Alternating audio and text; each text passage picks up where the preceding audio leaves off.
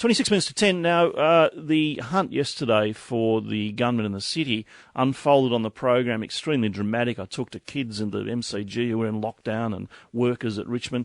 The hunt continues. On the line from the Armed Crime Task Force, Detective Inspector Ray McLeod-Dryden. Good morning. Good morning, Neil. You must get a bit frustrated. You put this bloke in jail. 5 minutes later, you're out there looking for him again. Yeah, look, that's on record, isn't it? No, it's very disappointing, but the main focus for us now clearly is just to get David Rowntree into a situation where he's either gives himself up or contacts us to come forward. I think it's clear, Neil, that he's putting a lot of pressure on his own family members, his own friends, and what have you. The longer he stays at large, and it's crucial that he give himself up as quick as possible. Any idea where he is? No, we don't. It's been difficult because I think he's got probably some networks right across areas of the state, I suppose, to the west, and also sort of around Melbourne as well. But that's probably a little bit of a focus for us, obviously, to look at who he contacts with, who he knows, and what have you, and that's why it does put pressure on those persons as well. When you say networks, he's got friends. You think he might be using those networks, hiding with friends? Oh, look, that's possible, but it's really unknown. It's still in very early stages.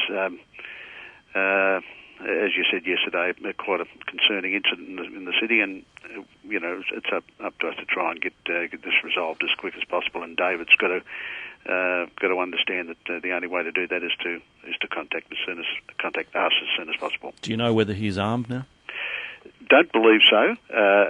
Not saying that he hasn't got access to firearms, but we don't believe he's actually armed at the moment.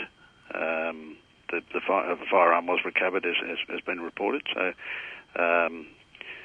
so we don't believe he's actually armed right at this time. As I'm sure you're aware, he rang Channel 7 News yesterday afternoon. Do you see that as a hopeful sign that he might want to negotiate a way out of this?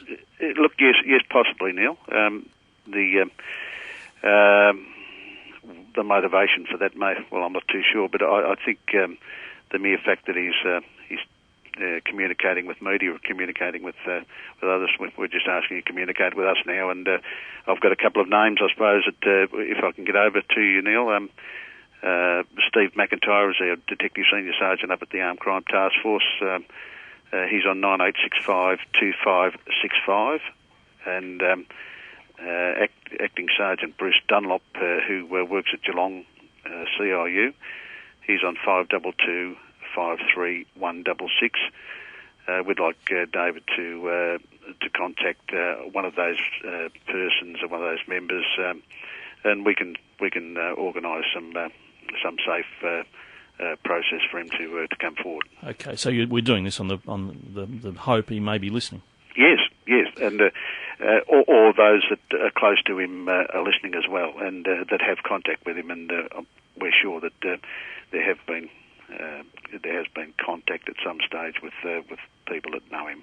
So can you give me those numbers again, please? Yes, Steve McIntyre's on 9865-2565, and he's at the Armed Crime Task Force in Melbourne, and Bruce Dunlop is at Geelong CIU, and he's on 522-53166, and also 000 for those people who do cite him. We're obviously asking people not to approach him, but if he is cited, there has been media coverage of who he is and what he's of his features. So, and information that may lead to his whereabouts, obviously Crime Stoppers as well. Okay, so the bottom line, if he is listening, is let's get this done without any violence or anybody hurt. Yeah, certainly, Neil, and I'm positive we can resolve this.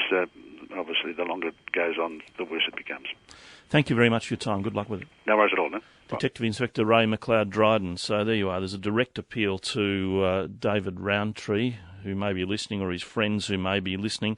Stephen McIntyre, the police officer in Melbourne, 9865-2565, or Bruce Dunlop at Geelong, who he may well have dealt with in the past, 522-53166. That's for direct message to David Rowntree.